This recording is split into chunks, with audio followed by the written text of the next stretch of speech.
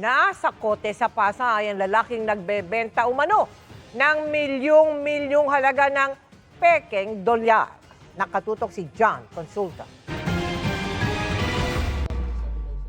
Nang makuha na ng suspect ang kalahating milyong piso mark money mula sa undercover agent, dinakip siya ng mga ahente ng NBI Criminal Investigation Division o CRID. Na-arrest naman sa pag-possess ng mga fake notes.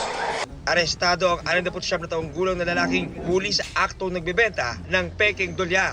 Sa loob ng kanyang backpack, bumungad sa NBI at Bangko Sentral ng Pilipinas ang peking foreign currencies at US Treasury bonds. Ayon sa ating impormasyong nakalap ay lahat ng mga peking dokumentong ito, maging itong mga fake US dollars at treasury bonds ay nagkakahalaga ng 200 plus million dollars or bilyong-bilyong piso. The $100 yun ang medyo alarming kasi medyo maganda yung quality. We will have to ask our counterparts from the Homeland Security, particularly the US Secret Service, to check more on the itong treasury bills, but we certified that all those $100 are counterfeit. December 23, 2025 po, nakapag-test buy po kami. Nakabili po kami ng 4 pieces of $100 bills and then we coordinated with the Bangko Sentral. But it took us a few months kasi medyo maila po si Mr.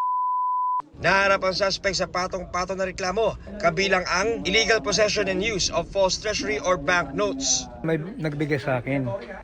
I have no idea na yung pala yung mga counterfeit. To financial gain, definitely, that's the intent. Hindi maaaring gawain lang ng isang tao to, ano po. Sigurado may pagawaan to, may imprenta to, at may mga kasama, ano po. So, doon na po muna tayo. Pero meron na po rin kaming tinitingnan ng mga deeds po. It's a direct offense also to the US government na yung pera nila pinuproduce at gagamitin kung saan mga bagay. Paalala ng BSP para matukoy kung tunay ang pera. Feel, look, and tilt. Feel, number one kasi yung mahirap pikihin yung material ng pera. Touch pa lang, rough na siya eh. So, hindi siya ordinaryong bond paper na smooth. This one, na yan eh, masasalat mo yung United States of America na yan.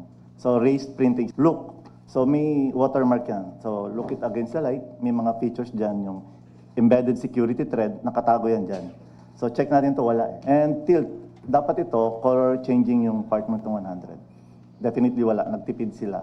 Para sa GMA Integrated News, John Consulta, nakatutok 24 oras.